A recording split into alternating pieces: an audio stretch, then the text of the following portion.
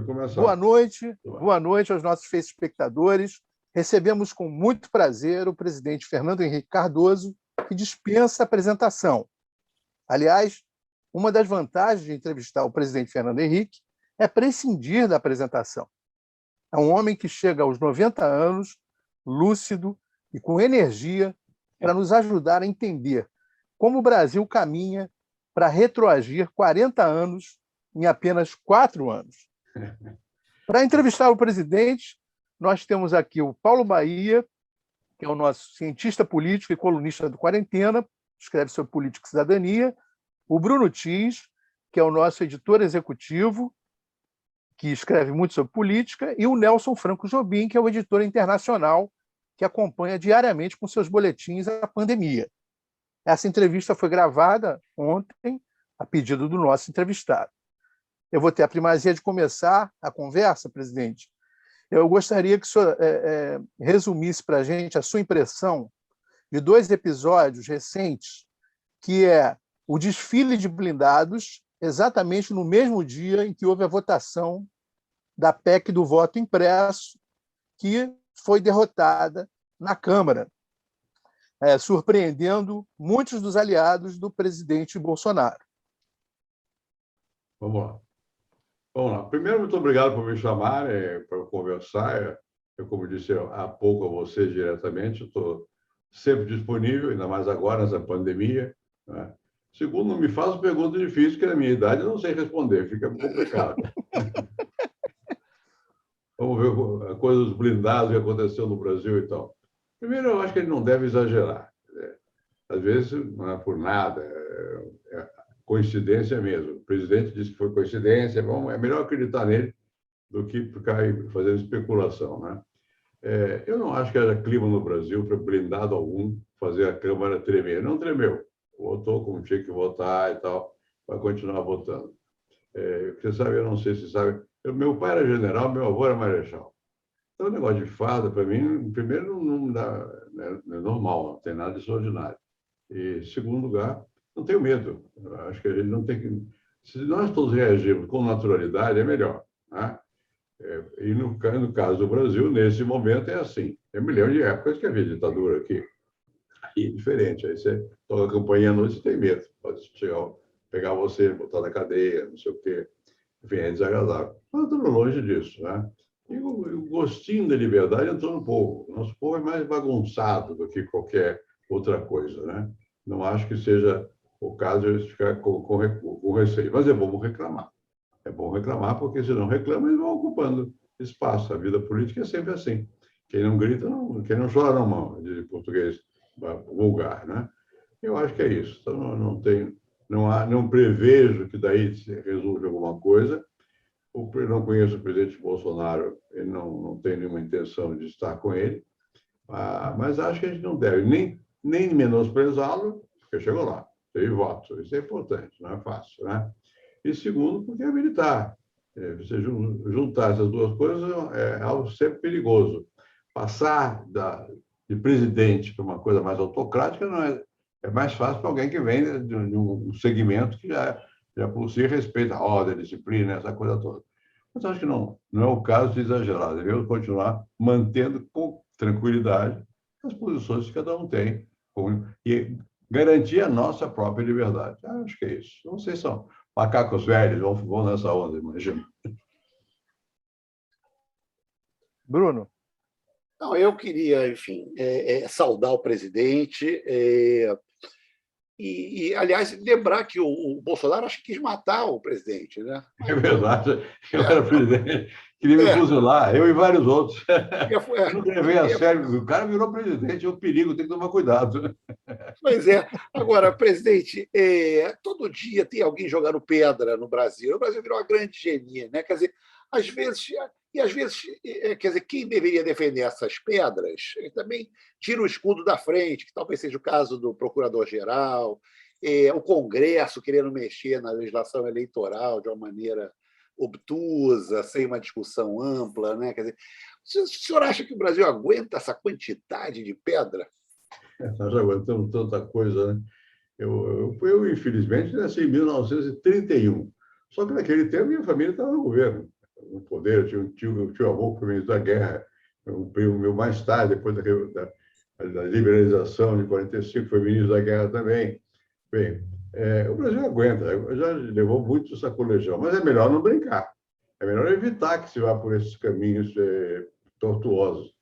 Não foi fácil conseguir ter uma regra, a da Constituição. Eu fui lá, membro da Constituinte e tal, ajudei a fazer a Constituição, votei pela Constituição e tal. Tem que manter.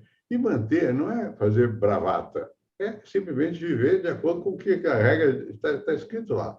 Nós temos liberdade, o governo se renova cada 4 anos, as Forças Armadas têm papel na defesa do Brasil, têm papel mesmo na sociedade brasileira, mas não pode extrapolar. Isso depende também dos jornalistas terem uma atitude, como vocês têm tido, de independência. Quer dizer, independência não significa ser desaforado. Significa que você diz o que pensa com firmeza e sem se preocupar com as consequências, a não ser quando você erra muito. Aí é melhor prestar atenção ao que os outros dizem, né? Mas não errando muito, vamos em frente. Eu acho que é isso. Não vejo que haja um momento, mesmo que haja impulsos de tipo autoritário, é inegável, pode haver, né? Não existem condições para impor autoritarismo num país tão diverso como o Brasil. O Brasil se parece com os Estados Unidos. Eu vivi na Inglaterra, vivi na França há mais tempo, vivi nos Estados Unidos. Aqui o Brasil, nós pensamos que somos europeus. Nós somos americanos, portugueses americanos. Uma coisa esquisita, né? Mas é assim, porque nós somos. Então, nós gostamos aprendemos a gostar da liberdade. Pode mudar? Pode, mas não é fácil. Tem que dar muita pancada em cima de nós para que você se acostume a um regime autoritário. Não acho que seja na nossa... Não vejo isso no horizonte. Vai ter eleição, e vai ter eleição. Você vota quem você quer, pelo menos a sensação de querer alguém é importante. E o presidente Bolsonaro vai querer ser candidato à reeleição, o presidente Lula vai querer ser candidato à eleição, e outros mais podem aparecer, né? A mesma coisa que eu disse sobre Bolsonaro, eu penso sobre Lula também. Eu conheço o Lula, não conheço o Bolsonaro. O Lula não quebra regra nenhuma. Conversa, ele não é quebrador de regra. Ele tem impulsos, às vezes, tal, fala, não sei o quê, mas é normal. Numa democracia tem que aceitar o que é meramente expressão pessoal, modo de ser, do que é quebrar a regra e impor uma ordem autoritária. Eu não vejo isso, pelo menos.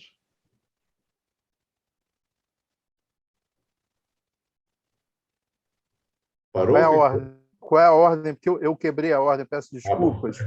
Mas qual é a ordem agora que a gente tinha combinado? Nelson. Presidente, em toda a crise, volta a ideia do parlamentarismo. O senhor acredita que o semipresidencialismo, o modelo francês, com um presidente forte, eleito diretamente, seria útil para o Brasil? Só para explicar para os nossos espectadores, o presidente na França cuida das questões de Estado, como política externa e defesa, e deixa a economia e questões do dia a dia para o primeiro-ministro. O mandato do presidente não coincide com o do Congresso, mas o presidente tem o direito de dissolver o parlamento para tentar obter uma maioria. Recentemente, até o Hélio Gaspari comentou que ninguém se lembra quer dizer, pouquíssima gente deve saber o nome dos 3 últimos primeiros ministros da França, ou seja, continuaríamos com o presidente forte. Esse modelo seria útil para o Brasil, na sua opinião? Não sei se vai mudar alguma coisa, porque nós aqui temos uma cultura muito personalista, né? As pessoas sabem quem manda, ou pensam que manda, né? Se na França eles não se lembram de quem foram os últimos presidentes, imagina aqui. Não, primeiros ministros. Presidente se lembra. Imagina o primeiro-ministro, né? Terá menos força ainda. E vai haver choque do presidente com o primeiro-ministro, né? Nós já tivemos um intento de parlamentarismo, durou muito pouco tempo. Eu acho que, não é que eu seja defensor, eu votei queria o parlamentarismo e tal, quando eu era mais jovem. Hoje eu acho que não é afim com a cultura brasileira, é uma cultura de mandões, né? As pessoas se dirigem a alguém, a favor ou contra alguém. Acho difícil você mudar esse sistema. Está culturalmente entranhado aqui na nossa alma. Me dá a sensação. Eu não sei se devemos perder muito tempo em mudar o regime político. É melhor perder mais tempo e escolher um bom presidente O que é um bom presidente? Um presidente que entenda que é possível ser feito no Brasil e tem que prestar contas ao povo e não imagine que ele sozinho pode resolver. Não pode. Então tem que ter... É difícil conviver com os partidos? É difícil. Eu fui parlamentar, aquilo ali é uma casa que dá a impressão que é uma desorganização, mas não é. Tem uns que comandam, tem uns que têm prestígio, não sei o quê. Mais ou menos, eu acho melhor você tentar manter o regime atual e manter a eleição, isso é fundamental, né? E escolher um bom presidente, do que você está imaginando que vai ter o primeiro-ministro. Mas se não tal de cair primeiro-ministro, que Deus nos acuda, né? Não vejo qual seria a grande vantagem, não. Enfim, eu vejo que eu estou velho, por isso que eu penso assim. Bahia. Saudar o professor Fernando Henrique Cardoso, enfim, feliz em revê-lo. A última vez que nós falamos foi em 1990, presidente. Eu não era nascido. Quando nós tivemos a ideia de lançá-lo governador do estado do Rio de Janeiro. Eu me lembro dessa história. E má ideia. Pegar aquela bomba do Rio de Janeiro, tá louco. Eu nasci lá. E até hoje eu me sinto mais carioca que paulista, por incrível que pareça. E a outra observação nessa linha, né, é que se juntar a família do presidente Fernando Henrique Cardoso e a família do presidente João Figueiredo, você tem aí a Guerra do Paraguai controlada. Eu vou evitar. Pois é. Mas, presidente, a minha preocupação não está com as Forças Armadas, eu concordo com o senhor, não vejo uma possibilidade de um golpe tradicional, de uma quartelada, como tivemos em 64, ou algumas outras tentativas em 1900, no período da eleição de Juscelino.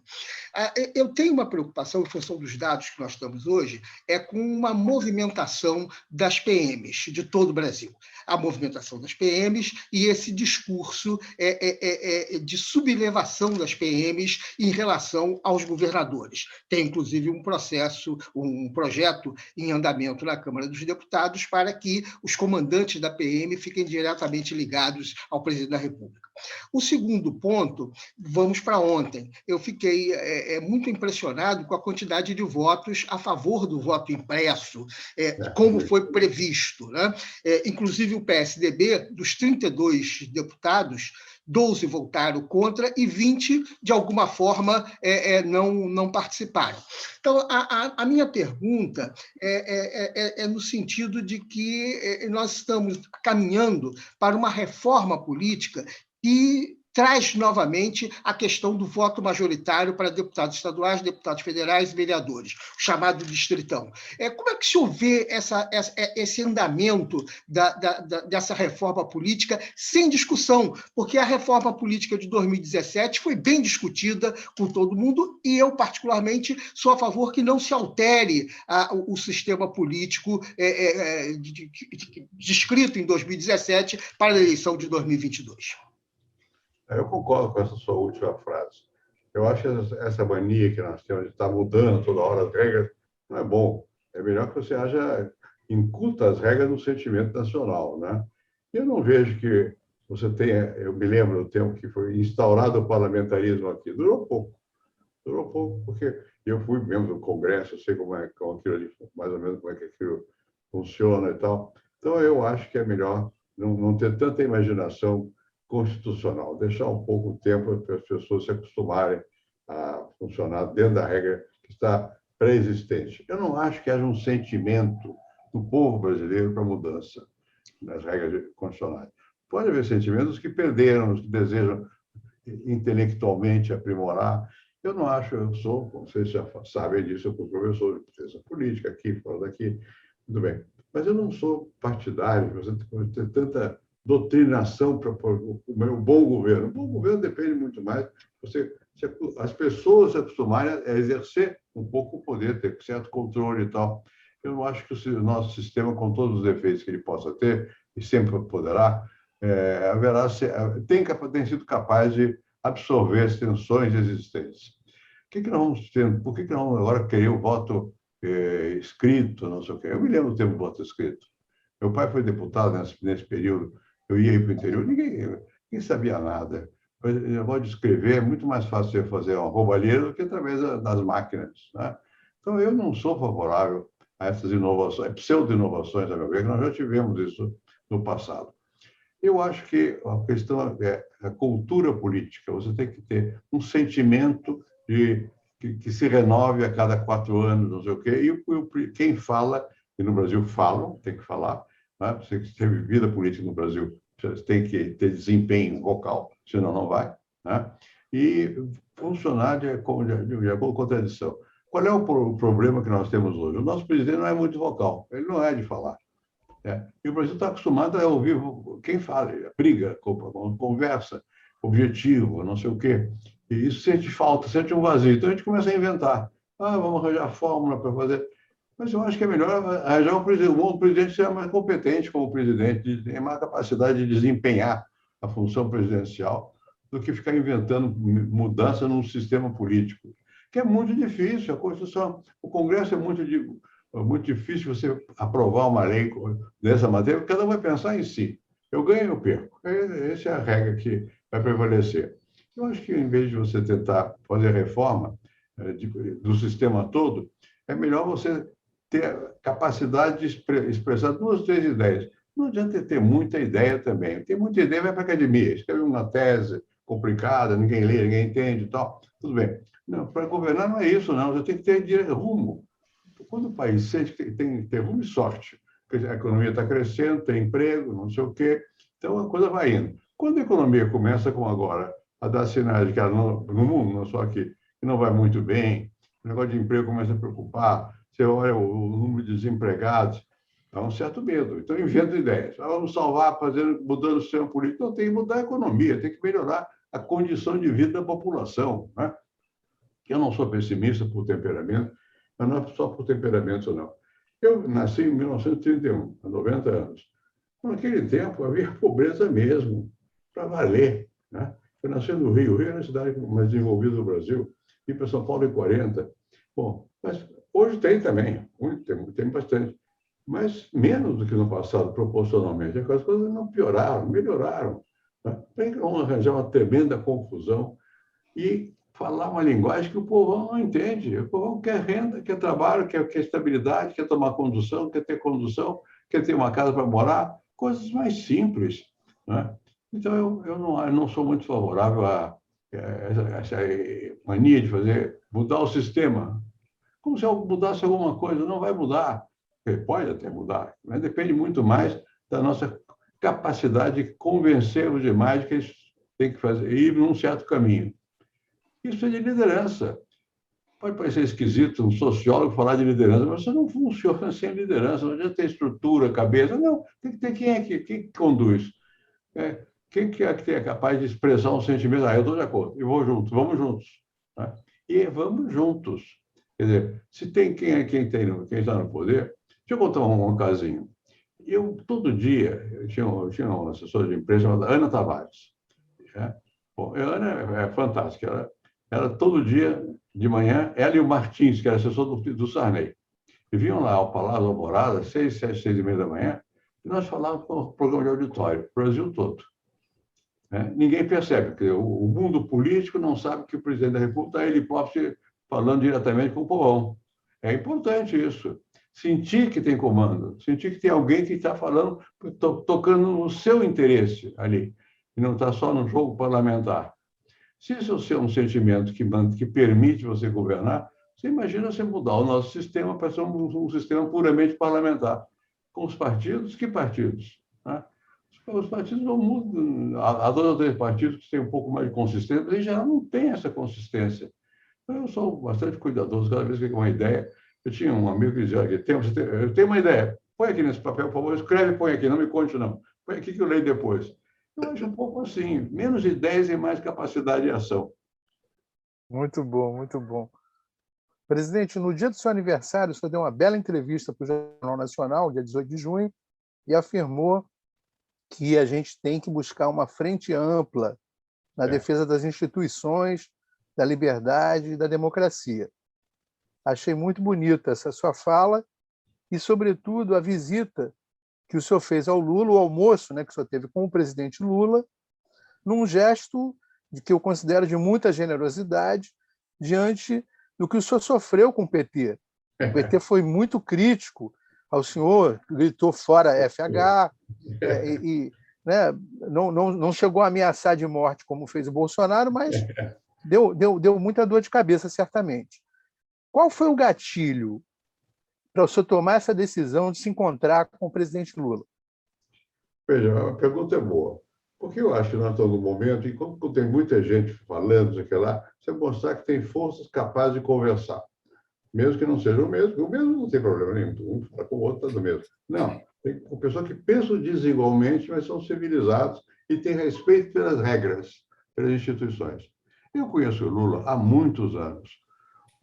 Eu conheci o Lula quando ele era líder lá em São Bernardo. Né? E uma vez eu me lembro que eu estava na casa do Lula, casinha de operário, e a Marisa, os meninos eram crianças e tal, e o Lula dizia: Marisa, avisa que eu não vou ver esse velho hoje, não. Eu falei: o que é que você não vai ver hoje? Era o cardeal de São Paulo. Eu falei: você está louco? Você não pode deixar, você tem que falar com o cardeal, era Dom Paulo, não me lembro quem era. Ele acabou, não porque eu disse, ele percebeu que era uma loucura. O Lula era assim, eu conheço o Lula dessa época. Passou férias na minha casa de praia. Eu tinha uma casinha na praia e passou férias com os filhos lá. Não gostou, porque a casa era simples demais para ele. Ele gostava de coisa de mais luxo e tal. Bom, conheço bem o Lula. O Lula é uma pessoa que tem valor. Primeiro, tem valor pessoal. Subiu na vida, nasceu pobre. Hoje ele se dá bem. O Lula não precisa falar língua nenhuma, ele não se incomoda com isso, ele fala à vontade o que ele pensa nele, mas ele também tem um certo compromisso com o país, com as instituições, com o povo. Então, eu acho importante, numa hora como essa, que está meio confuso, você mostrar aqui. Vamos devagar com o Adolfo, o Santa de Barro. E tem mais de uma pessoa que com alguma capacidade, o Lula tem mais que eu, tem um partido mais organizado que o meu e tal, de se expressar, de se exprimir, e que podem se entender. E que é mais importante que tudo é ter regra, aceitar as diferenças. Né? Bom, então eu achei que foi... de vez em quando, eu não vi o Lula há algum tempo. Ele está bem, ele está ótimo, bem disposto, bem-humorado e tal. E achei bom. Agora, depois vem as interpretações. Foi por isso que é isso, que é aquilo. Não foi por nada. Foi simplesmente dizer: olha aqui, não vem que não tem. Nós ainda temos capacidade de conversar, de articular, se for necessário. Melhor é não ser necessário, mas se for necessário, assim como eu falo, quando é possível, com outros setores da sociedade brasileira. Eu acho que é importante você manter a sua capacidade de se relacionar com quem tem alguma expressão cultural ou prática no Brasil. E transmitir uma certa serenidade ao país. Eu vou votar no Lula? Dificilmente. Ele vai votar em mim? Não, ele nunca votou em mim. Votou, há muitos anos. Né? Depois esqueceu. Me deu muita dor de cabeça e tal. Eu tinha uma terra lá em Minas, ele ocupava a fazenda, era um inferno, coisa difícil. Né? Bom, então não é por causa disso, é por causa do país. Eu acho que está na hora de dizer: olha, que não venho com novidade, porque aqui vou encontrar algumas pessoas que não estão de acordo com imposições, com autoritarismo, com esse tipo de coisa. A mesma atitude que eu tive com o Lula, eu terei com alguns militares, generais, tal. Eu conheço com outros, poucos, né? Porque eu acho que não fica bem, não é bom, está muito exibido, muito em relação com militar e tal. Mas eu tenho, com alguns eu falo, e se perguntarem, eu digo o que eu penso, né? E eles também, espero, me dizem o que pensam, mesmo que não digam, a gente sente o que as pessoas pensam e tal. Eu acho que é importante você... Custou tanto haver um clima no Brasil, aceitação da diversidade. Vamos manter esse clima. É importante. Sem grande... Uma vez eu fui a um comício, eu acho que era negócio do Lula, não me lembro bem. E era da Direta Já, era uma coisa assim. Eu vou levar vai. Levei vai, cara. Nós conduzimos os comícios, eu e o Mário Covas, uma vez eu fui com o Mário.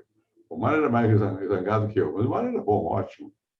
E nós fomos a um comício aqui no Pacaembu, com o Lula, não sei o quê. Vamos levar, vai, vamos preparar, que a turma do PT sempre foi muito assim, muito expressiva, não sei, e muito pouco considerada com relação ao fulano estava para cá ou para lá. Não, eles são mais, ou crê ou morre. Eram. Agora ele tem mais experiência. E o Lula nunca foi assim. Ele sempre procurou. Não esqueça que o Lula foi líder do sindicato e ele falava com os patrões. Por quê? Para atrair a classe? Não, prometer vantagens para a classe dele. Né? Então, ele é uma pessoa que eu acho que participa de uma certa noção do jogo de poder democrático. Né? Eu acho que os militares, aqui nós já falamos do assunto, vou apenas repetir, também eles acabaram se acostumando. Meu avô era marechal, meu pai era general.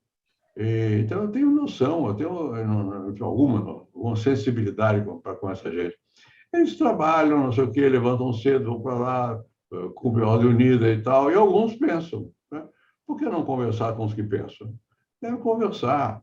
Eu acho que nós devemos ter receio. Quando começa receio, fica isolado, é pior. Aí, bom, eles têm a força na mão. Você não governa sem ter uma aceitação também por parte daqueles que têm a força. Né? Polícia militar é mais complicado, porque tem... Alguém de vocês falou nisso. Eu não acho que a Polícia Militar deva estar subordinada ao comando geral, não, porque vai briga com as Forças Armadas, com o Exército. Tem que respeitar os governadores dos estados. Né?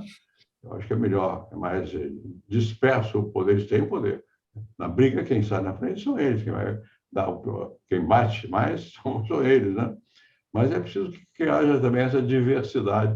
Enfim, é coisa de velho, né? Tudo bem.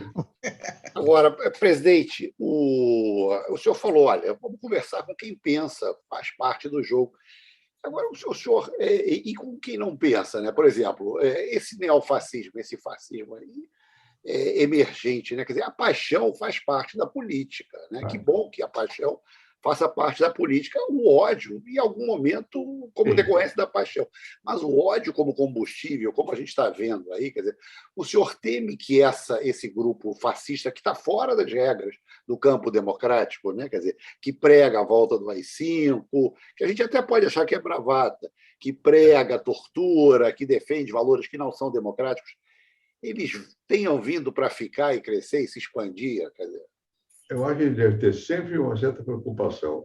O Otávio Mangabeira, que foi um senador, presidente, governador da Bahia e tal, o Otávio Mangabeira dizia, olha, a democracia é uma plantinha terra, tem que ser regada todos os dias. É verdade, você tem que cuidar da democracia, ela não vai existir só porque você gosta, não. Tem que ter gente que cuide dela. E, portanto, você tem que expressar o seu sentimento quando há um sentimento negativo contra a regra constitucional. Acho que é nossa obrigação de manifestar contra, mostrar que pode ter seu sentimento em casa, mas não vai transformar-se em força política, porque haverá oposição. Né? Eu acho que isso é permanente, você tem que estar permanentemente cuidando. Veja a França, eu morei na França há muitos anos. A França tem uma diferença conosco, tem partidos. Né? Tem um forte partido comunista, era forte. Né? Tem o Partido Liberal, De Gaulle, não sei o quê. Bom, o tempo todo havia risco de um sentimento mais autoritário. O próprio De Gaulle não era nenhum flor que se cheirasse com facilidade, não. Tinha pensamento e ação. Né? Enfim, mas eles, pouco a pouco, passaram a mostrar que acreditam na Constituição. Nós, no Brasil, fizemos a Constituição de 64, eu estava lá, de 46, eu estava lá, e a atual. Não existe, nem sabem, o povo nem sabe que existe Constituição. Apenas sofre os efeitos positivos da Constituição. Se atua como se houvesse uma liberdade já constituída. Quanto mais nós tivermos noção de que a democracia tem que ser cultivada, porque ela não é dada para sempre, melhor é. Vocês são jornalistas, eu de vez em quando escrevo. Bom, nós temos a obrigação de reafirmar os nossos valores, né? Mesmo que não haja perigo, risco, não tem importância, tem que reafirmar os valores, porque eles não são dados para sempre. As pessoas mudam de opinião, mudam de ponto de vista, mudam de situação. Né? Então, eu acho que eu vou usar uma palavra que eu não gosto de usar, é dever a gente defender a liberdade, a democracia, as instituições, não sei o quê. E senão muda. Né? Olha aqui, eu vi mudar o Marechal Dutra, que foi presidente da República, foi editor do meu avô. Ele passava na minha casa todo dia para pegar meu pai para o trabalho, não sei o quê. Bom, pensei como ele virou democrata. Era, mas quem que era na época de 37, 38? Pouca gente era. Mesmo que os depois vieram a ser, eram favoráveis ao chefe da nação, ao chefe de Estado, não sei o quê, porque o clima deu aquela mudança. O mundo hoje não está propenso a esse tipo de autoritarismo. Não existe um autoritarismo. Existe em alguns setores, mas não nos grandes países. O Brasil já é um país respeitável, precisa fazer sentir que parte dessa respeitabilidade advém de haver regra, né? E nós defendemos, eu acho que nós devemos defender as regras. Enfim, o fato de eu achar que não haja risco maior não significa que não haja algum risco e que não devamos o tempo todo alertar para esse risco e defender a democracia, a liberdade, os direitos que nós temos, essas coisas. Nelson. Presidente, a gente vê hoje no mundo, já que entramos aí no tema da ascensão da extrema-direita, uma ascensão que não se vê desde os anos 30 do século passado, por causa do descrédito dos políticos e talvez do que se chama de colapso das ideologias. A gente tem o que se chamou de democracia iliberal ou antiliberal, talvez por causa do colapso do comunismo soviético, da erosão da social-democracia, também o chamado neoliberalismo foi abalado pela crise de 2008. Então, a pergunta é como mostrar para a população que a democracia é o melhor regime capaz de melhorar as condições de vida, porque por trás dessa crise toda há uma estagnação, por exemplo, da renda das classes médias no chamado Ocidente. Isso é preocupante, né? A estagnação da renda, mesmo do crescimento econômico, é preocupante. O que acontece? Não creio que nos Estados Unidos, na Inglaterra, nos países originários, onde sempre teve um sentido de o governo ser eleito pelo povo, que haja mudança nesse sentido. Mas pode haver personalidades, como há nos Estados Unidos, com impulsos de tipo não democráticos. Eu acho que está na hora de você reafirmar a necessidade de ter um respeito às regras pactadas, né? A França houve momentos que mudou, ficou autoritária. A Alemanha nem se fale. A Alemanha era a pátria do liberalismo no passado e virou nazismo, né? Então, é preciso a ideia da planta terra é importante. Tem que estar regando a água, botando água não só na folha, mas chegar até a raiz, porque senão vai embora, né? Enfim, é tudo construção humana. Eu não creio que nós sejamos num momento do mundo. Veja a China. Eu fui à China, mas não posso dizer que conheço a China. Fui algumas vezes. Eles é outro mundo. É outro mundo, muita gente, tinha que dar emprego, não sei o quê. Mas eles foram, pouco a pouco, aceitando a diversidade, né? Bom, a Rússia nem se fala. Eu fui mais vezes à Rússia. Eu tenho até uma parte da família da minha mãe, chama-se Otávio Brandão Rego, fundador do Partido Comunista do Brasil, fugiu começo dos anos 30, e a família ficou lá, né? Eu fui lá, algumas vezes estive com ele, com a família deles, os primos, portanto. Bom, a Rússia, que sempre foi autocrata e tal, e numa certa altura virou comunista, hoje eles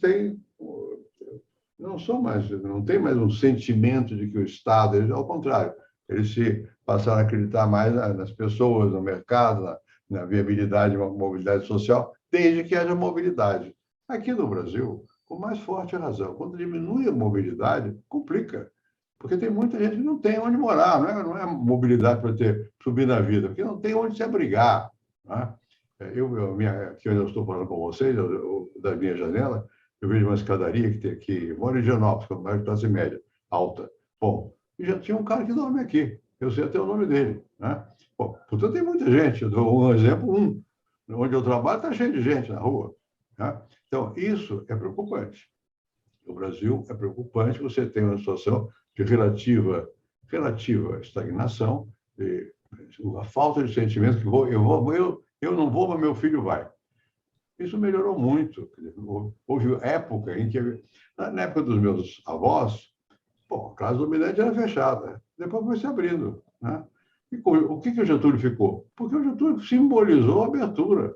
Não foi porque ele fosse democrata ou não sei o que ele era, talvez não fosse, mas o fato é que ele simbolizou um momento de abertura.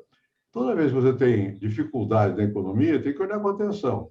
É preciso o tempo todo prestar atenção às condições materiais de vida, porque elas influem, nunca não perceba, nas condições morais de vida, né?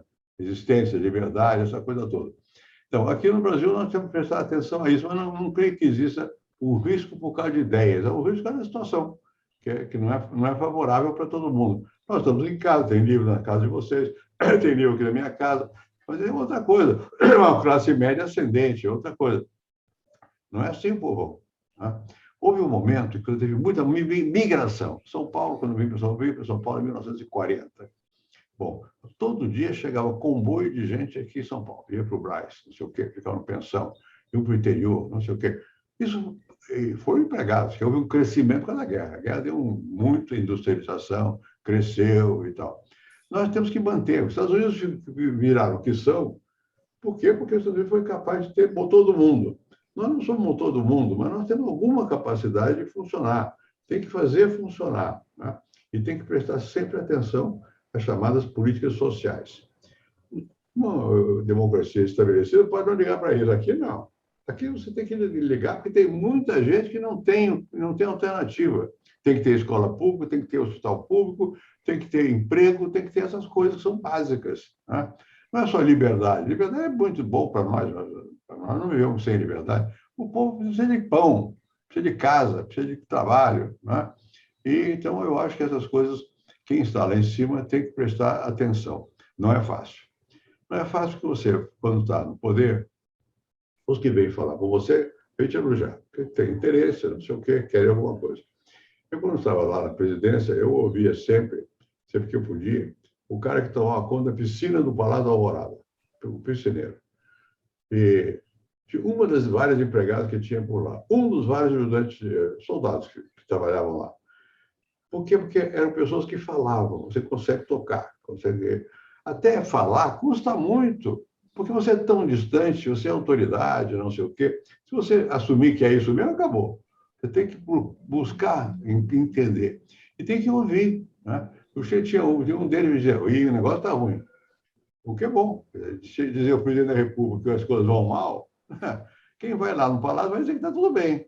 Né? Você que se acreditar, está perdido. Você tem que ter capilaridade, noção de como é que as coisas estão. Isso vale, estou falando de regime democrático, né? Mas vale sempre. O Getúlio tinha capacidade de ouvir. Ele ia lá ao Vasco da Gama e falava, boa noite, trabalhadores do Brasil, e soltava um discurso difícil de ser entendido e tal. Mas ele ia lá, né? Sentia... E ele passeava na praia do Flamengo, ali, onde tem o Catete, andava a pé. Né? São coisas, são pequenos gestos, mas que têm sua repercussão simbólica. Né? E, claro, eu tenho automóvel, não sei o quê, motorista, que eu ando, frequentemente eu ando a pé. Por quê? Primeiro, para não me habituar. Né? Eu, quando deixei a presidência, fui morar em Paris um tempo, por casa de um amigo. Bom, eu disse à minha mulher, porque, olha, vamos andar de metrô. Porque para perder a pose de que você é presidente, você foi presidente, não é? Você foi. Tem a transitoriedade do poder. Né? Eu não precisava, eu tinha, se eu quisesse, automóvel à disposição, mas eu andava de metrô. Eu acho que essas pequenas coisas são simples, são importantes. Você não ficar metido a balão. Não é. O balão esvazia. Se você não tiver o tempo todo quem sopra, ele esvazia. Então, você tem que tomar cuidado. Então, eu acho que é isso. A democracia não é dada para sempre. Nós vivemos um momento em que é possível que haja impulsos não democráticos, mas os que somos democratas temos que soprar como se não houvesse tais impulsos, tocar a vida em frente e tentar permanecer a capacidade de cada um de nós ter uma certa atuação. Bahia.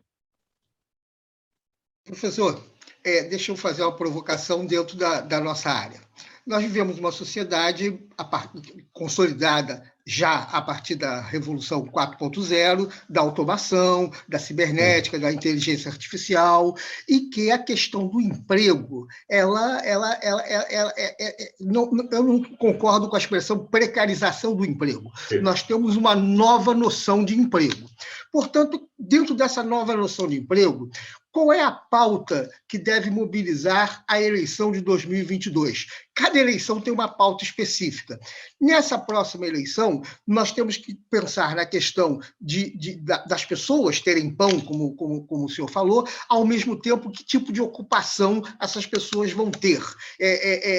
Como que nós podemos combinar esse avanço do 5G, inteligência artificial, das plataformas digitais, que são irreversíveis, não vamos ficar igual os aceleradores de Lampião de Paris e de Nova York em 1870, fazendo greve porque está acontecendo isso, mas qual é a pauta que nós devemos ter em função dessa questão da mobilidade social que o senhor levantou e que eu concordo plenamente. Enfim, que tipo de pauta nós podemos ter dentro desse cenário que é irreversível e que tende a aumentar? Eu tive aí na sua cidade há pouco tempo, fui num mercado em que o mercado funciona absolutamente sem ninguém, tudo entrando com cartão, pagando com cartão.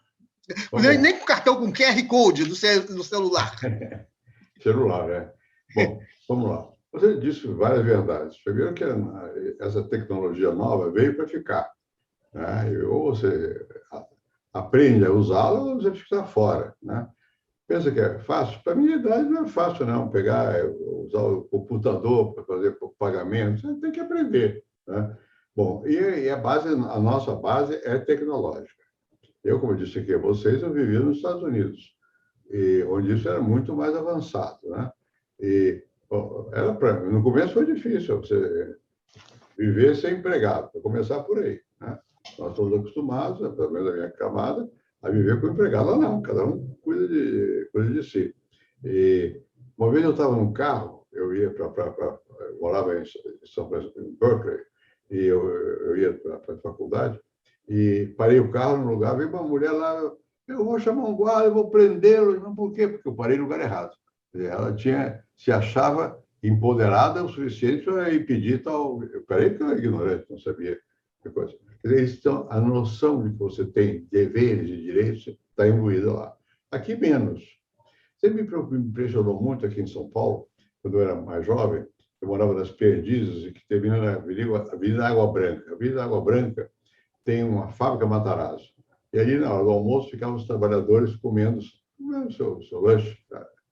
Bom, as pessoas que tinham gravata, ou já de classe média alta, sei lá o quê, pisavam firme, o operariado levantava, deixava passar. Hoje, eu acho que não vão deixar passar. Você tem que ter atenção, prestar atenção. Né? Como eu disse aqui, eu trabalhei muito em favela, conheço muito favela daqui de São Paulo para o Sul, bastante. E na favela também eu estava sem medo. Bom, hoje eu acho que eu teria mais medo hoje, né? Não sei. Mas, enfim, eu acho que as coisas mudaram muito no Brasil. Porque você hoje, para ter emprego, você tem que ter alguma informação, tem que ser capaz de alguma coisa. E nem sempre a escola te capacita. Você, às vezes, é capaz, vai sozinho e vai. E tem gente que não é capaz, fica à margem. Então, uma situação como a brasileira, enquanto tiver tanta gente, tem muita gente, que não esteja propriamente vivendo tecnologicamente, não vai ter muita ocupação. Nós nos habituamos a que você teria ocupação, porque todo mundo ia para a agricultura, era trabalhador braçal, não sei o quê, não havia requisitos tecnológicos tão complicados, agora tem. E tem muita gente com capacidade também, então vai ocupar esses empregos. Então, aqui nós vamos ter sempre que prestar atenção na formação, educação, e na criação de emprego. São as condições fundamentais para você ter algum bem-estar na sociedade contemporânea. Emprego, haver emprego, tem que fazer, não ficar na angústia do emprego, e ter formação para um desempenho efetivo. Esse desempenho é cada vez mais mexer em tecnologias. Isso aí, mexer nesse aparelho que nós estamos falando, não é tão simples assim. Para nós passou a ser. Mesmo assim, eu chamo minha secretária, minha mulher, para me ajudar a localizar melhor e tal, porque eu sou de outra época, né? Bom, eu me viro, eu escrevo em computador. Por que eu escrevo em computador? Porque não tem sentido você escrever. Eu escrevia à mão. Vários livros que eu publiquei escritos à mão. Isso não tem mais sentido hoje. Você tem que usar o computador. Porque na imprensa não se fala, não se discute. Aquilo vai indo. Mas não é geral. Não é geral. Então, eu acho que a nossa escola é um instrumento muito importante de preparação para a vida. Ela continua a ser um pouco desatualizada dessas capacidades efetivas para você viver bem. Mesmo a universidade. Né? Você chega na universidade, eu fui professor há vários anos. Tal. Eu fui professor quando eu tinha 20 anos, na Faculdade de Economia aqui. Bom, muitos eram mais velhos que eu. E, bom, ali não era tão simples assim. Você tinha que saber estatística. É uma coisa complicada. Tinha um inglês aqui, que é professor lá, com quem eu trabalhava a favor de medicina, não por causa da medicina, mas por causa das máquinas de fazer trieuses, chama em francês, separar cartões, não sei o quê. E quando eu tinha um problema, eu falava com esse professor de estatística, que era um inglês. Bom, nós não temos uma escola que nos prepare efetivamente para a vida contemporânea.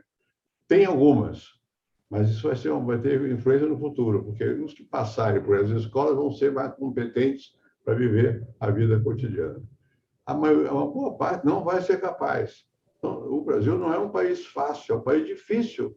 E a dificuldade não é porque tem muita população, é porque tem muita desigualdade. A desigualdade não é só de renda, é também de capacitação. As pessoas não são capazes de. Né? E você não aprende depois de velho, fica difícil, né? É mais complicado. Depois de mais velho aqui, nós todos entrando no meio de vocês, são mais jovens que eu, mas estão uma idade difícil de aprender coisa nova, né? Bom, é preciso que se mantenha viva a inquietação. Eu acho que isso faz parte do mundo contemporâneo. Você tem que duvidar um pouco. Né? Descartes dizia isso, a dúvida metodológica. Ele falava, bom, não é isso. Hoje você tem que duvidar da sua capacidade de fazer qualquer coisa tecnológica, mais do que metodológica, em termos de regra do método. Não é isso, não. É tecnológico. Você tem coisas que você não sabe fazer. Tem coisas elementares. Todo mundo sabe que é automóvel. Né? No meu tempo, não era assim. Eu, quando ganhei um automóvel, eu ganhei de uma tia minha. E eu trouxe o carro do Rio com um amigo meu, chama Fernando Pedreira, foi jornalista, foi redator-chefe do Estadão mais tarde. Né? Pedreira veio guiando o carro, porque eu não sabia guiar.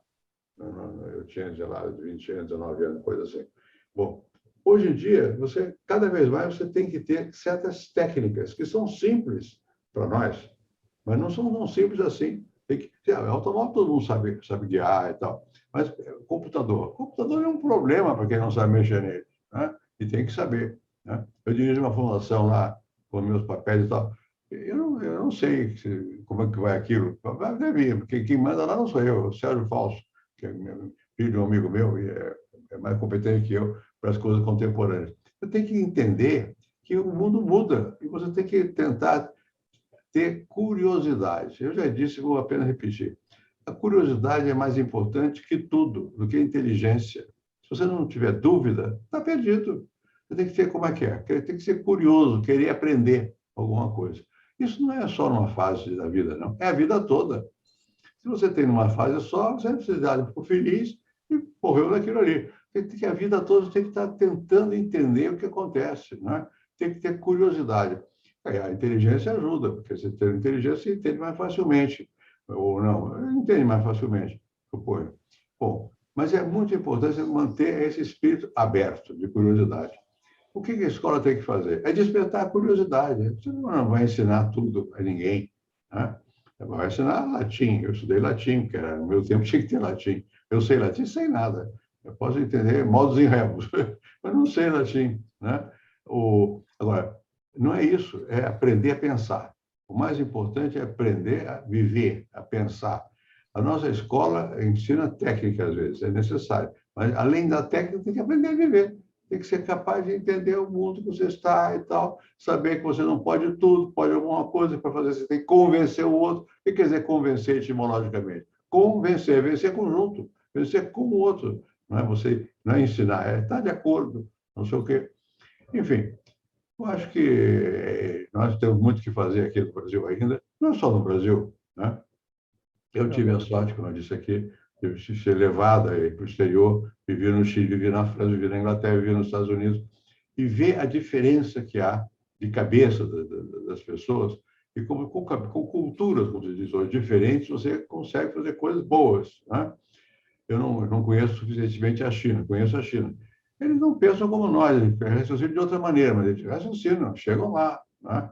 E os americanos nós somos mais americanos, na verdade, mais do que europeus. Né? Eu pensava que eu era mais europeu, até que fui para os Estados Unidos e vi que não. Nós temos a influência americana é muito grande aqui, né? E o que não é bom nem mal, é diferente. Né? Você tem que ser capaz de, em diferentes tonalidades, tocar a vida. Isso que é importante. E a escola, Verdade. muitas vezes, não ensina a viver, ensina só a ler, é o importante. Mas não basta isso, tem que aprender a viver, a conviver, viver junto com o outro. É isso. Presidente, o senhor escreve bastante, escreve nos jornais.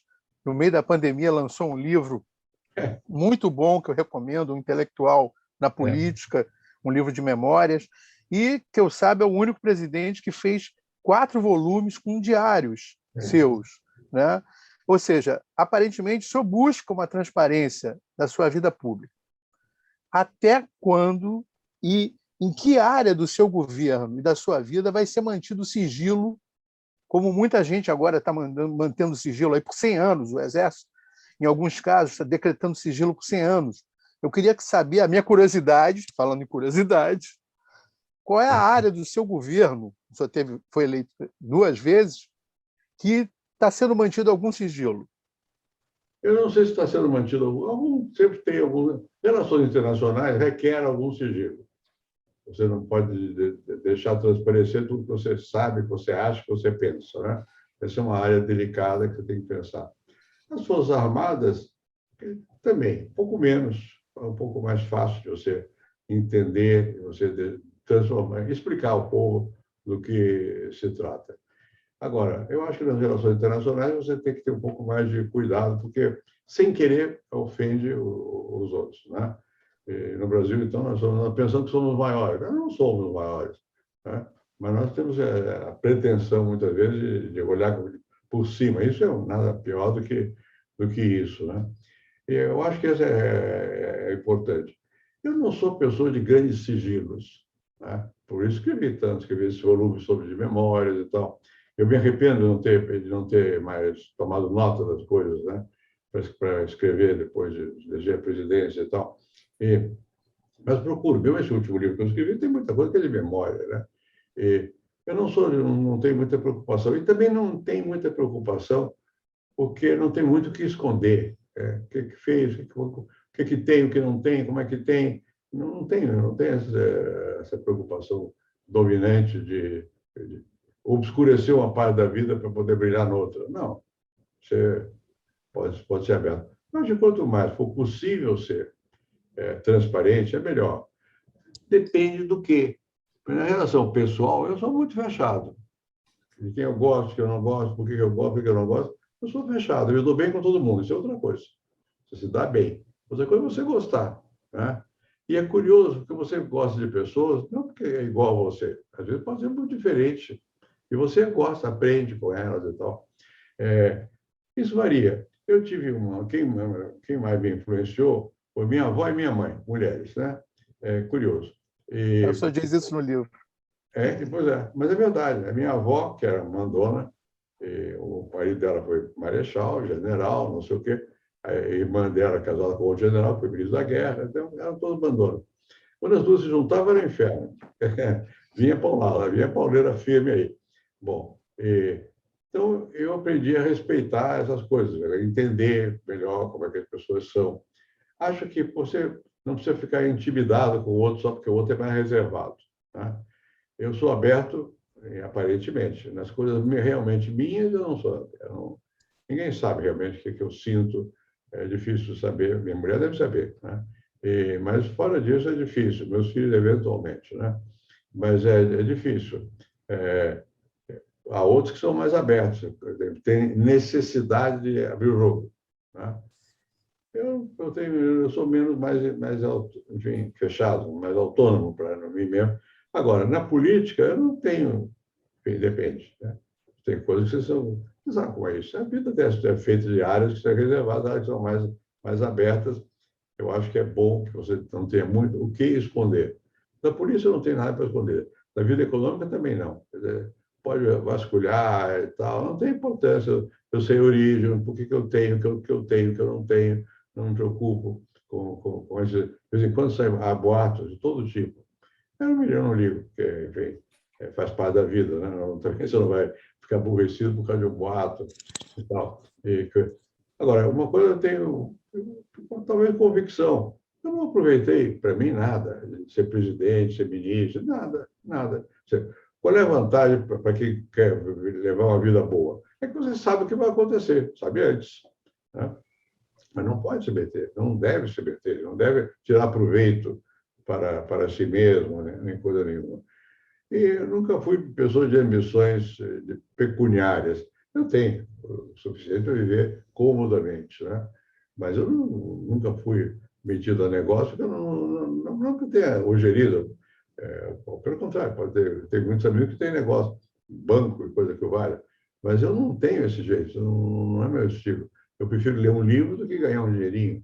Agora, eu gosto de um dinheirinho também, eu sou pão duro. Minha família acha que eu sou muito pão duro, eu quase não gasto relativamente, né?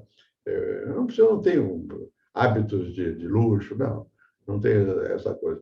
Se eu estou fora do Brasil, estou fora do Brasil como qualquer um. Não é porque eu esteja me exibindo lá fora. Não tem o quê, né? Nem aqui dentro. Me dou com muita gente rica, muita gente que tem no mundo. E daí?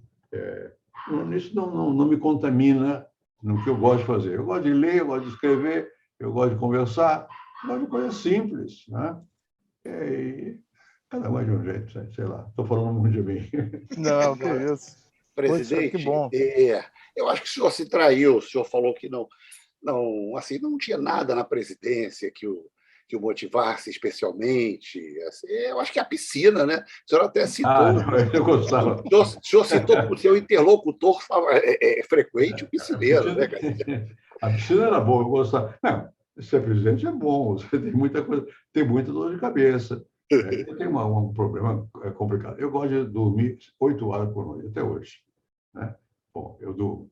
Então, eu não gosto de ficar até de madrugada acordado. Meia-noite eu quero estar na cama. Na presidência, nem sempre você pode, porque a pessoa vem à sua casa, né? Quando tem muito problema bancário, meu Deus, porque cambiar. Câmbio é o inferno, né? Você sabe que tem um problema, você tem que ser reservado, tem que saber. Mas eu nunca tive, assim, preocupação demasiada com esconder, né? E cada um é de um jeito, né? Sei lá. Agora, deixa eu fazer uma pergunta. E como é que o senhor está vendo o trabalho? O senhor tem uma experiência grande nisso, né? Da CPI, dessa CPI especificamente. O senhor está acompanhando? Eu estou acompanhando, eu tenho visto a CPI e tal. Às vezes toda a CPI é mais ou menos parecida, né? Tem uns que são exibidos, querem mostrar que sabem, o que tem coisa e tal. Agora, o que eles querem mesmo é pegar o presidente. Sempre é assim, né? Quer pegar o presidente. Então, eu sou mais cuidadoso nessa matéria, né? Não acho que o presidente atual seja metido em confusões. Pode ter sido, pode ser. Não, mas não é o que o caracteriza, né? E também, às vezes, o chefe é metido em confusões, ademais de mal. Diziam que era isso, aquilo que era. Bom, mas não foi mal, governador. Às vezes o chefe não rouba nada, mas é medíocre, não serve. Não é por aí que eu julgo. Eu procuro entender. Claro, eu prefiro que seja uma pessoa que não use a sua informação para ficar rico, né? Bom, eu acho que o presidente atual tenta sobreviver. Acho que ele não sabe bem onde é que ele está sentado, né? Não economicamente, não sabe politicamente, chegou lá, chegou longe, né? Tem apoios, e veio num dado momento, tinha que vir, talvez, e vai querer continuar. Todo presidente vai achar que seu tempo passa rápido, né? Eu fui presidente, eu sei como é isso. E a reeleição para mim foi uma coisa complicada. Complicada porque, primeiro, não tinha que ser para mim, senão não ia funcionar. O Congresso queria que eu fosse, os partidos queriam que eu fosse. Por quê? Porque queria acomodar. É claro que o pessoal do Lula não queria que eu fosse, né? Eu podia ganhar de novo. Bom, e é natural que uns sejam contra, outros a favor. Bom, eu acabei aceitando por causa da experiência americana. Nos Estados Unidos dura mais tempo. 4 anos, você quer realmente mudar o Brasil, sempre o presidente pretende mudar, passa muito depressa. 5 e 6 anos, talvez um pouco. 6 anos é demais, se o presidente é ruim. Então, eu acho que esse sistema nosso é razoável. Você tem 4 anos e pode escolher ou não. Quem é o incumbente tem vantagem na escolha, mas só vantagem, também leva a pedrada, né? Bom, aquilo ali me desgastou bastante. Não é que o Congresso fosse contra, o Congresso era a favor, se fosse contra, não ia votar. Eles queriam a reeleição, porque acomodava e tal, queriam a reeleição. E eu podia não ser presidente outra vez? Podia, mas eu também queria, porque eu queria fazer alguma coisa. Eu não tinha feito o que eu queria ainda e tal, tudo. Não se faz, né? Tenta-se. Enfim, não é fácil essa coisa de exercer o poder. Né? E você tem que exercer ao mesmo tempo, exercendo, tomando decisões, pagando preço por isso, e também sabendo que muita coisa que você quer fazer não vai conseguir, porque não dá, a sociedade não aceita, não quer, é outro momento, não dá. E eu também, eu cheguei lá, eu tinha vida de senador, sabia? Mas até chegar ao Senado, meu pai já foi deputado e tal, meu bisavô, meu avô, todo mundo. Mas, enfim, eu sabia de longe, eu era universitário. Quando eu deixei a presidência, o que eu voltei a ser? Eu voltei a dar aula. Porque preciso, é porque eu gosto. Né? Eu gosto de falar, conversar. E quem dá aula sabe que não é que um aprende e o outro ensina, os dois aprendem. Tem que haver uma certa interação. Né? E também acho que na presidência você tem que ter, não é humildade, é a capacidade de entender que você também aprende. Você não nasce sabendo, você aprende, você erra. Quando erra, pode não falar que errou, mas você sabe que errou, percebe, depois deve perceber. Você não fez um trabalho muito grande. Né? Enfim, eu acho que ele não deve ter medo de viver tal como as pessoas apresentam. Né? Viver a vida. Né? Eu deixei a presidência e fui para a Europa com a Ruth. Você pensa que eu fui chateado? Não, eu fui feliz da vida. Voltei a viver, andar a pé, é um prazer enorme. Andar de ônibus, andar de metrô, é um prazer enorme. Você voltar a ser gente. Né? Quer dizer que eu precisava? Não, não precisava. Se precisasse, nós já tão bom como não precisando. Né? Não precisava. Bom, a mesma coisa hoje. Né? Eu tenho do governo, tenho motorista, o diabo. Bom, mas você pensa que eu uso todo dia? Não. Eu ando muitas vezes a pé aqui no bairro. Pensa que as pessoas reconhecem que é um ex-presidente? Não, já esqueceram, muitos já esqueceram, né? E eu fico chateado, mas não, é normal que seja assim, né? Bom, o importante é você poder ser o que você é, do jeito que você é, dentro de circunstâncias. Ninguém não é imutável, você vai mudando e tal, mas não pode ficar com os olhos voltados para trás. Tem que ter sempre uma ilusão de que você pode fazer uma coisa nova. Poder? Não sei. Isso é outra coisa. Mas você tem que tentar fazer alguma coisa nova. Agora estou escrevendo, acho que é o último livro que eu vou escrever, porque eu estou cansado de escrever. Mas eu escrevo. Né? Todo dia eu sento aqui na máquina, escrevo, me imponho uma certa disciplina, relativa, mas tem. Me imponho para trabalhar. Eu preciso disso? Não, não preciso. Hoje em dia, não precisa, que precisa esperar que a morte chegue devagar e que não seja dolorosa. Isso é muito chato. Né? Mas, fora disso, não preciso. Agora, eu trabalho, eu me imponho uma certa disciplina. Isso vem do quê? Vem da vida militar do meu pai e meu avô. É uma coisa que fica na gente. Você tem obrigação. Não é que você tem obrigação, você se impõe a obrigação. Né? Se você perder a obrigação, a vida fica inútil. Você tem que se imaginar que você tem que fazer certas coisas. E faz. Gosta na hora que está fazendo, não gosta. Depois, ainda bem que eu tenho. Ainda bem que eu me cobro se eu não fizer. Não sei se alguém me cobra de alguma coisa nessa altura da vida, se não cobro de nada. Mas a família cobra, pelo menos, né?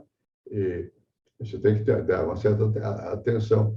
Não é fácil você dividir seu tempo entre o trabalho, a vida política e a vida privada. E quem não é capaz de fazer isso, se arrebenta, se sente mal. Num desse setor vai se sentir mal. Né? Tem que ter uma certa capacidade de mobilidade pessoal para você desempenhar funções. Agora, eu sou bisavô, não sou só avô, sou bisavô. É complicado isso. Eu tenho pouco contato. Eu tenho netos que moram em São Paulo, a maior parte mora no Rio. Mas eu me dou bem com meus netos. Eu gosto de estar com netos. Já estão grandes, né? E agora bisnetos e tal. Eu acho bom você ter uma certa diversidade daí, uma curiosidade e diversidade. É isso que faz você ficar vivo, não está morto. Fora disso, está morto. Né? Tem uma coisa que me preocupa. Eu estou dormindo além do que é razoável. Eu durmo 8 horas da noite, toda noite. Não precisa, mas eu gosto, eu durmo. E eu desligo. Pensa que eu trago para mim problema de chateação do trabalho, da vida, da política? Nunca. Nem quando era presidente. Eu nunca deixei de dormir. Sempre nadava de manhã, na piscina, disso eu sinto falta. Uma boa piscina que tinha na Alvorada, né? Nadar de manhã, fazer um pouco de exercício, levar a vida, dormir depois do almoço, um pouco, meia hora, tal, e dormir à noite. Porque vocês têm, às vezes, tem jantares chatíssimos, você tem que ir, né? Muda de língua. Você pode mudar de língua, cansa. Cansa muito. Eu mudo muito frequentemente de língua. Isso dá uma dor de cabeça terrível, porque você não sente na hora, mas depois cansa. Mesmo o espanhol, que você pensa que é banal, não é banal. Falar o tempo todo numa outra língua, né? Alemão, então, não consegui realmente me sentir fluente em alemão. Eu estudei, se há uma língua que eu estudei que eu não sei, é alemão. Estudei 4 ou 5 anos de alemão. Mas nunca, é muito difícil, é outra cabeça, né? Enfim, tem que gostar da vida, isso é fundamental. Maravilha. Vamos fazer essas 2 últimas perguntas aí, o Nelson Bahia, bem rapidinho. O senhor falou sobre a questão da reeleição. O senhor se arrepende, em algum momento questionou a questão da reeleição? O senhor acha que a reeleição é sempre um plebiscito sobre o governo do dia? Os ingleses dizem que a oposição não ganha eleições, é sempre o governo que pede, que o governo tem um poder enorme com a máquina pública, caneta, tesouro. E no Brasil a impressão que dá, pelo menos para mim, é que o presidente fica muito preocupado no primeiro mandato em se reeleger e o segundo governo nunca é tão bom quanto o primeiro. Quer dizer, há um declínio do próprio poder do presidente no segundo mandato. Então, enfim, é isso. Como é que o senhor avalia a questão da reeleição? Primeiro, quando eu fui reeleito, não havia reeleição. Então, eu não fiquei preocupado com a reeleição, porque não havia reeleição. A reeleição veio no final, né? Porque eu fui favorável e eu continuo sendo. Eu acho que 4 anos é pouco para você fazer alguma coisa de mais significativo. Eu tenho uma dúvida, se vale a pena ter reeleição ou estender para 5, 6 anos o mandato. O risco é o presidente mau, se aguentar o cara 5, 6 anos aí. A reeleição te dá opção, o povo escolhe. Dá vantagem para quem está no cargo? Dá. Mobiliza mais recursos, está todo dia na mídia. A mídia é muito importante, né, na questão de reeleição e tal. Agora, em tese, eu continuo favorável que haja reeleição. Não que seja reeleito todo mundo, eu não vou votar no atual. Pode ser que ele ganhe, mas isso cada um tem sua opinião, ele vota conforme sua opinião. Então, é bom que haja essa variabilidade de opiniões. Nós aqui copiamos o sistema americano, que é uma reeleição, né? No fim de 4 anos de mandato tem uma reeleição. Alguns perderam a reeleição, poucos, né? Em geral, ganham a reeleição. Mas não é necessário, não é automático ganhar a reeleição. E é um motivo para você governar um pouco mais efetivamente para o bem-estar da população. Eu acho que não adianta ficar muito preocupado com isso. Eu nunca fiquei muito preocupado. Eu ia ganhar mesmo, eu ganhei a reeleição. E o Lula era um candidato difícil. Eu conheço bem o Lula, me dou com o Lula. O Lula já era, ele tem capacidade de falar, gosta de falar, sabe falar, toca nas pessoas e tal. Eu era acusado de elitista, né? Que eu falo melhor francês que português. É mentira, mas o pessoal dizia isso. Então, para dizer que você é da elite, não, eu não sou. Bom, mas enfim, mesmo assim, eu continuo achando que é bom que haja reeleição por um período. A opção seria aumentar o mandato. Mas aí tem um problema. E se o presidente for incompetente? Você vai aguentar o cara 6 anos no poder? É muito tempo. Então, eu acho que, na média, é melhor que haja reeleição. O que eu podia ver de negativo já passou isso em cima de mim, caiu em mim. Queria, porque nasceu, queria ser presidente. Desde pequenininho, só pensava nisso. É mentira. Eu queria ser padre, não era presidente. Papa, talvez, presidente, não. Queria ser padre. Bom, eu acho que não tá, é melhor ter reeleição. E, apesar de eu não ter votado no atual presidente, eu acho que se ele for candidato. Bom, você tem um problema, que as pessoas, alguns presidentes ficam mordidos pela ideia da reeleição. Isso leva à vitória? Não necessariamente. É provável que sim. Mas eu acho que tem que pegar na história a experiência. Primeiro-ministro, tudo bem. E pode se permanecer por muito tempo também. O chefe manipula e não sei o quê, e não é responsável direto. Eu sou favorável ao sistema que está aqui, no Brasil. Presidencialista, com reeleição.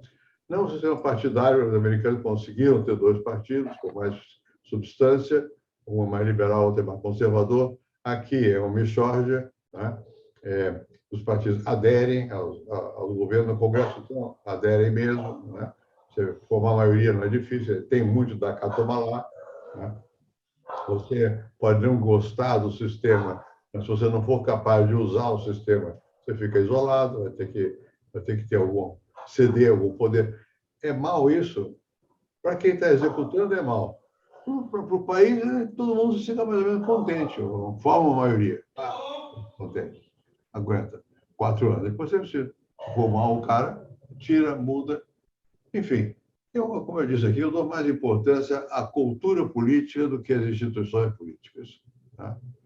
Pode ser que eu esteja enganado, mas eu acho que não adianta mexer muito na institucionalidade, porque volta a nossa tendência aqui é personalista, é o chefe, é o líder, quem fala, não sei o quê, todo mundo vai reclamar, o cara tem que ter pelo duro para ouvir reclamação, não afetá-lo, o que dizem de você, o que vão dizer tudo. Né? Quem está na chuva se molha. Né? Mas você tem guarda-chuva, você tem que andar o tempo todo com guarda-chuva, para não se molhar muito. Respinga de vez em quando, mas não molha muito, e vai em frente. Quem não for capaz disso, não entra na política. A política não é o melhor lugar. Vai para a universidade, vai para a igreja. Lugar bom, tem o céu à sua disposição. É muito melhor.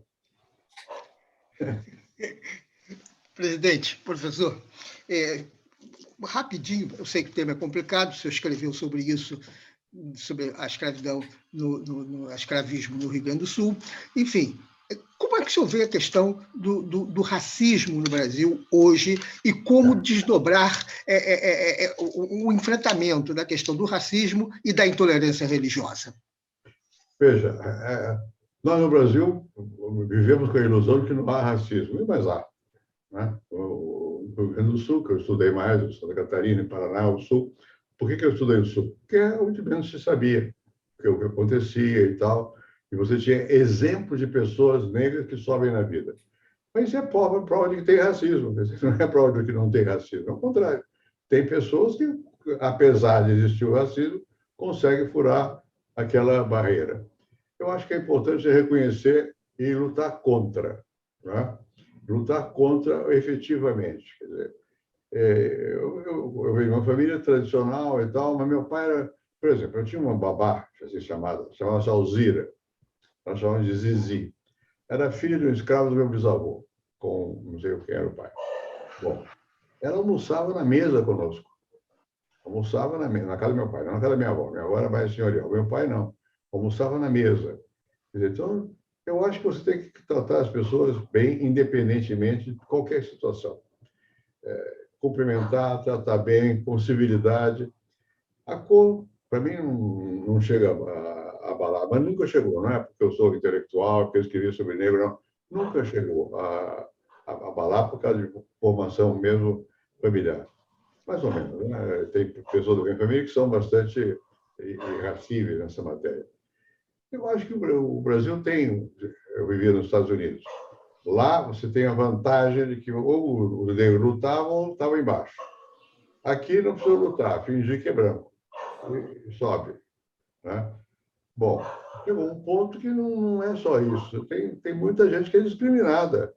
E nós temos que lutar contra o preconceito. Lutar contra. Né? Eu estudei muito essa coisa porque eu fui assistente do Florestan Fernandes e do Roger Bastide. Bastide era francês. Eu ia muito ao Juqueri, um hospício aqui com ele. Ele era um europeu, é diferente, não tem a coisa que tem no... O Florestan era filho de português, era português a mãe dele. E o Florestan era uma pessoa que tinha humor, tinha sangue, ficava com raiva. Né? Ele era contra o racismo. Isso eu acho que é importante. Quem é brasileiro de raiz tradicional aqui, não percebe, acha que não tem racismo no Brasil. Está tudo muito bem. Não está tudo muito bem. É melhor do que em outras situações, mas não está tudo muito bem. Há discriminação. Está errado. É melhor dizer que tem. É melhor assumir, lutar, ter regras que favoreçam e tal. Eu sempre fui partidário de que houvesse até mesmo sanção e também promoção. Quer dizer, por que não? Quer dizer, é claro, você pode explicar tudo pela escravidão, mas não é só a escravidão. A Europa, mesmo sem escravidão, também tem. A França é bastante racista também, né? Enfim, eu acho que as coisas melhoraram no Brasil. Se nós olharmos as nossas caras, tem sangue negro, muitos de nós aqui. E daí? Né? Mas não podemos dizer isso com tranquilidade, né? Eu fui presidente da República, eu posso dizer que tenho meu beijo, não é branco. Fazer o quê? Né? Ficar procurando ficar. Não tem. Estou um pouco ligando. Né? Tem outros que têm beijo branco e não foram presidentes. Eu fui. Né? O Lula era pobre, não é branco, ele é branco. Né? Bom, parece, né? Esse negócio é bom no Brasil. Você não tem muita certeza. Né? Você não pode ficar fincado aqui. Eu sou. Que puro, coisa nenhuma. Aqui é tudo misturado. Né? E eu sou favorável à mistura. Eu acho que é bom que tem um pouco. Eu vivi no Chile. O Chile é branco e indígena. Os indígenas pensam que não são, mas são. Você que tem um olhar de europeu, você pode perceber que tem indígena lá e tal. Aqui no Brasil é um degradê tremendo. Tem índio, tem negro, tem branco, tem japonês. Tem uma confusão danada. Isso é mal? Isso é bom. Se você não transformar isso num problema e você lutar contra a existência de ideias discriminatórias, é bom. E, crescentemente, eu acho que na sociedade você vai sentindo que a sociedade está cada vez mais misturada, não está menos misturada. A elite é uma coisa, mas o que não é elite mistura. E daí? Só se compara com... Os argentinos são mais europeus, né? E por isso são melhores que os brasileiros? Não, são iguais, não são melhores, né? Depende da região do Brasil, você vai para o Nordeste, tem muito índio ainda, muita gente com cara de índio, né? A minha mãe nasceu em Manaus. Bom, a família de Alagoas. Alagoas tem muito cara de índio, né? E daí? Presidente, eu acho que os latidos do cachorro já indicam que a gente tem que, infelizmente, encerrar essa conversa, hein? Como é o nome desse cachorro que o senhor tem aí? Eu acho que o cachorro que está latindo é o meu. Uma chama-se Cucra. Ah, é o teu, ô Bahia? Poxa. Tenho duas aqui. Tem duas? Sabe onde é que elas dormem? Na minha cama. Caramba! Você acha que eu gosto disso? Não. Vou fazer o quê? Mas sua mulher deixa. Sua mulher deixa. Gosta? Gosta. Eu deixo também. Tá certo. Dá mais trabalho não deixar. A minha mulher está abrindo a porta aí. Olha aí, sua mulher está aí. Acabou a conversa. Acabou, pessoal. Não, acabou. Já tinha acabado de falar isso. Já tinha acabado de falar isso. Muito obrigado. Parabéns pelo aniversário, presidente, pelos 90 anos. Muito obrigado aos nossos entrevistadores, Bruno Tis, Nelson Franco Jobim e Paulo Bahia. Agradeço a você que assistiu essa entrevista e fez comentários aí no Quarentena. Essa entrevista vai estar no nosso acervo de vídeos. Muito obrigado a todos, uma boa noite e até a próxima. Tchau, até a próxima. Até a próxima.